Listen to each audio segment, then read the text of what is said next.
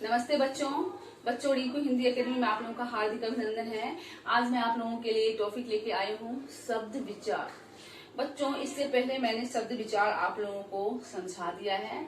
शब्द विचार और उसके दो भेद भी समझा दिया है, एक स्रोत के आधार पर और दूसरा अर्थ के आधार पर। समझ गए बच्चों। अब तीसरे नंबर पे मैं आप लोगों को समझाने जा रही हूँ यहाँ पे रचना के आधार पर शब्द के कितने भेद होते हैं। समझ गए।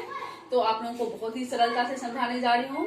वीडियो पसंद आए तो वीडियो को लाइक कर देना और चैनल को दिल खोलकर सब्सक्राइब कर देना। तो मैं शुरू करती हूँ बच्चों रचना के आधार पर शब्द के तीन भेद हैं। कितने भेद हैं? तीन भेद हैं। पहला भेद है रूढ़। पहला भेद है रूढ़ शब्द। बच्चों रूढ़ शब्द हम ऐसे शब्द को कहते हैं जो हमेशा के लिए परंपरा के अनुसार परंपरानुगत अपने नाम से प्रसिद्ध हो गया है। हमेशा के लिए उस नाम को आधुनिक तौर तरीके से चेंज नहीं किया जा सकता। समझ गए। और ना ही चेंज करने की कोई मांग की जा सकती है, ना कोई मांग कर सकता है। समझ गए।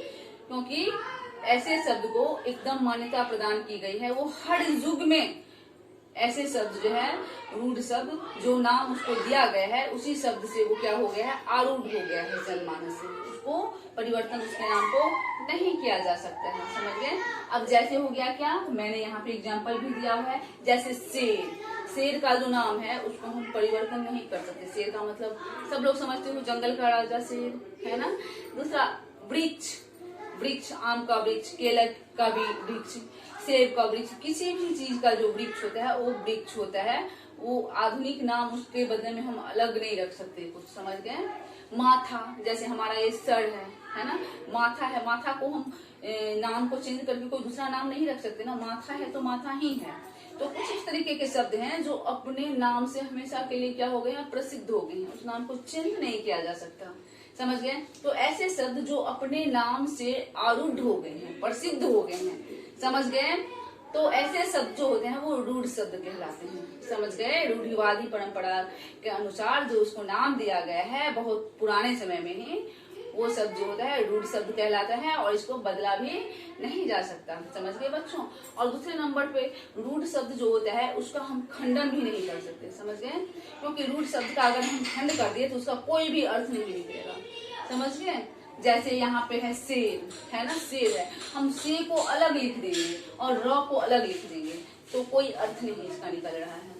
जैसे है रोटी भी रूढ़ शब्द है ना। रोटी को भी नाम नहीं चेंज किया जा सकता। तो जैसे रो को हमने अलग कर दिया और टी को अलग कर दिया तो कोई अर्थ निकल रहा है? नहीं निकल रहा है। दिख रहा है आप लोगों को? कोई अर्थ नहीं निकल रहा है। तो ऐसे शब्द जो होते हैं रूढ़ शब्द कहलाते हैं। समझ गए। अब दूसरे नंबर पे है यौगिक शब्द। बच्चों यौगिक शब्द किसे कहते हैं? यौगिक शब्द किसे कहते हैं? तो वे शब्द जो मूल शब्दों से मिलकर बने होते हैं यौगिक शब्द कहलाते हैं। समझ गए। ऐसे शब्द जो मूल शब्दों यानी कि मेन शब्द जो होता है उससे मिलकर बना होता है उसे हम यौगिक कहते हैं। और यौगिक ऐसा शब्द होता है कि अगर हम दो शब्दों को जोड़ते हैं तब भी उसका अर्थ निकलता है, लेकिन अगर हम दोनों शब्दों को अलग अलग कर देते हैं, खंडन कर देते हैं, तब भी दोनों शब्दों का अपना अलग अलग अर्थ निकलता है। ऐसे शब्द जो होता है क्या कहलाता है? क्या कहलाता है? यौगिक। समझ गए। जैसे यहाँ पे है पाठ प्लस शाला बराबर पाठशाला। तो बच्चों आप लोगों को पता है कि पाठशाला का मतलब होता है जहाँ पर हम शिक्षा ग्रहण करते हैं। पाठशाला यानी कि पढ़ने का जो घर होता है उसे हम क्या कहते हैं? पाठशाला। समझ गए। लेकिन वही पाठशाला को हमने क्या कर दिया? खंड कर दिया है ना। दो टुकड़े में क्या कर दिया है? बांट दिया है। दो टुकड़े में हम बांट दिया है इसको। अगर हमने दो टुकड़े कर दिए हैं इसको तब भी इसका अलग अर्थ निकल रहा है कि नहीं। जैसे यहाँ पे है पाठ है। पाठ का मतलब होता है पढ़ना, है ना। और शाला का मतलब होता है घर। और दूसरे नंबर पे शाला का एक दूसरा अर्थ भी होता है, जो पत्नी का भाई होता है उसको भी शाला बोला जाता है। तो समझ में आ गया आपको। हमने दोनों को खंडन कर दिया, पाठशाला का खंडन कर दिया, तब भी इसका अलग अलग अर्थ निकल रहा है। और अगर हमने इसको जोड़ के पाठशाला बना दिया, यौगिक बना दिया, तो क्या होता है? शिक्षा ग्रहण करने का जो स्थान होता है उसको हम क्या बोलते हैं? पाठशाला। दूसरे नंबर पे है बैलगाड़ी। बैल प्लस गाड़ी, बैलगाड़ी। बच्चों बैलगाड़ी का मतलब होता है जो बैल जिस गाड़ी को खींचता है बैल की जो गाड़ी होती है, बैल द्वारा जो खींची जाने वाली गाड़ी होती है बैलगाड़ी, जिसपे पहले जमाने के लोग सवारी करते थे, कहीं आने जाने का साधन बनाए हुए थे, वो होता है बैलगाड़ी। समझ गए? लेकिन यही बैलगाड़ी को हमने दो टुकड़े कर दिए, खंडन कर दिए, तो यहाँ पे अर्थ आ रहा है बैल। बैल का मतलब आप लोग समझते हो, जिससे खेतों की जुताई की जाती है, कृषि कार्य किया जाता है, बैलों की जुताई करके, है ना, बैल हो गया। और गाड़ी, गाड़ी का मतलब हो गया जिससे हम सवारी करते हैं, किसी भी गाड़ी पे बैठ के कहीं आते जाते हैं, वो गाड़ी ही तो होता है ना, चाहे बाइक हो, 2 चक्के वाली गाड़ी हो, 4 चक्के वाली गाड़ी हो, कुछ भी हो, बस हो, हम गाड़ी उसको बोल सकते हैं। तो इसका अलग अलग अर्थ निकल रहा है। बैलगाड़ी का मतलब बैल द्वारा खींचने वाली गाड़ी, और वैसे गाड़ी का मतलब कोई सी भी गाड़ी, समझते हो। और बैल का मतलब वो हो गया जिससे हम कृषि का कार्य करते हैं। तो ऐसे शब्द जो होते हैं यौगिक कहलाते हैं, जिन शब्दों को खंडन करने के बाद भी अर्थ निकलता है। समझ गए? ऐसे शब्द यौगिक कहलाते हैं। अब तीसरे नंबर पे है योग रूढ़ शब्द। योग रूढ़ शब्द किसे कहते हैं? बच्चों, योग रूढ़ शब्द वे शब्द हैं जो यौगिक शब्दों की तरह ही बनते हैं। जैसे यौगिक शब्द 2 मूल शब्दों को मिलाकर बनता है, वैसे ही योग रूढ़ शब्द भी बनता है। लेकिन इसमें होता क्या है, योग रूढ़ शब्द जो होता है, इसका जिस तरीके का नाम होता है उससे अलग वो कोई विशेष अर्थ प्रदान करने लगता है। इससे अलग होकर, जैसा इसका नाम होता है ना, इससे अलग ही किसी तीसरे विशेष चीज का वो अर्थ प्रदान करने लगता है, इसलिए इसको कहा जाता है योग रूढ़ शब्द। समझ गए बच्चों? अब कैसे ऐसे होता है ये मैं आपको समझा रही हूँ। अब यहाँ पे देखिए, अब देखिए यहाँ पे है 10 प्लस आनंद, है ना। 10 प्लस 10 का मतलब होता है 10, जिसको हम गिनती में 1 1 2 3 4 5 6 7 8 9 10 बोलते हैं ना। और आनंद, आनंद का मतलब होता है सिर। क्या होता है आनंद का मतलब? सिर। तो यहाँ पे बन गया है क्या? दशानन। 10 प्लस आनंद बराबर क्या हो गया? हमने इसको जोड़ दिया तो बन गया दशानन, बन गया ना, दशानन बन गया। लेकिन ये इसका कोई तीसरा अर्थ ही निकाल रहा है। दशानन का अर्थ होता है रावण। बच्चों, राम रावण में जो लड़ाई हुई थी, रावण जो लंका का राजा था रावण, दशानन का अर्थ रावण के रूप में लिया जा रहा है। दशानन का मतलब रावण होता है। तो हो गया ना, कोई दूसरा अर्थ ही प्रकट कर रहा है कि नहीं कर रहा है? जो ऐसा इसका नाम है उसके विपरीत वो अलग किसी विशेष व्यक्ति का बोध करवा रहा है। समझ गए? तो इस तरीके से ऐसे शब्द को योग रूढ़ शब्द कहा जाता है। दूसरे नंबर पे है चारपाई, है ना। चारपाई, 4 प्लस पाई, हमने इसको जोड़ दिया तो क्या हो गया? चारपाई, है ना।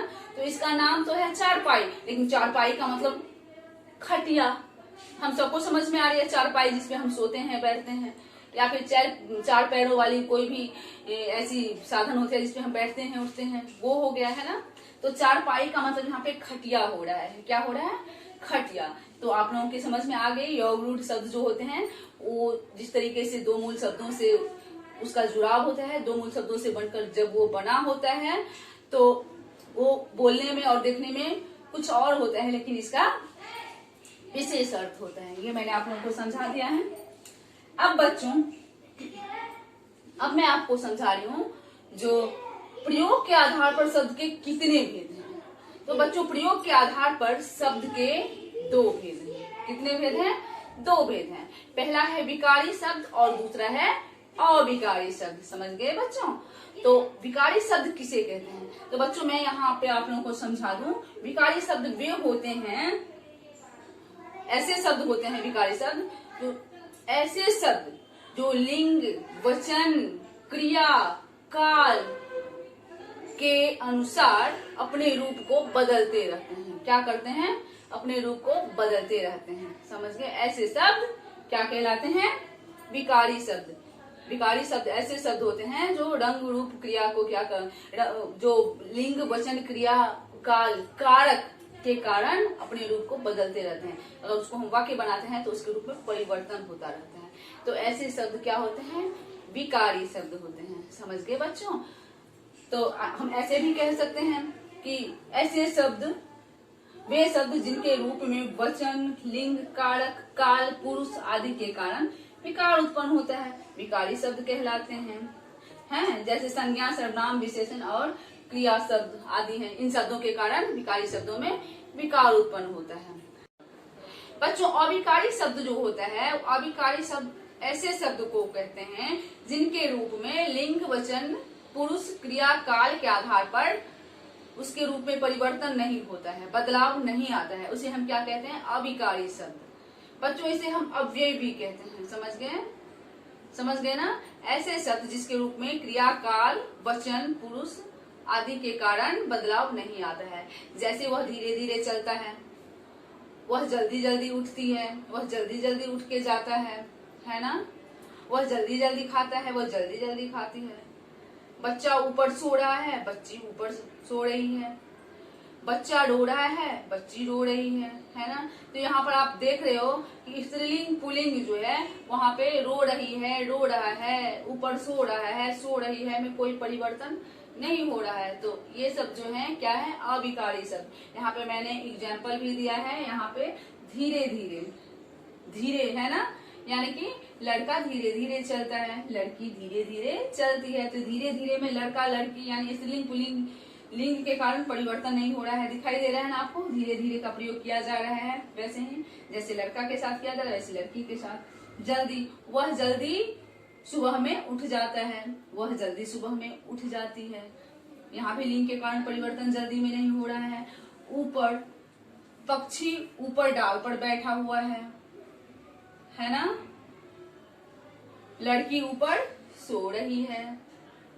तो यहाँ पे भी ऊपर में पक्षी के कारण यानी लिंग के कारण और लड़की के कारण, या लड़का ऊपर सो रहा है, ऊपर में कोई परिवर्तन नहीं हुआ है। ऐसे शब्द जो होते हैं अविकारी या अव्यय शब्द कहलाते हैं।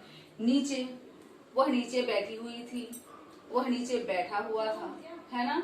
कोई परिवर्तन नहीं हो रहा है, ना? तो ऐसे शब्द जो होते हैं वो अविकारी शब्द कहलाते हैं। अब है क्वेश्चन। अब प्रश्न है क्या? रचना के आधार पर शब्द के कितने भेद हैं?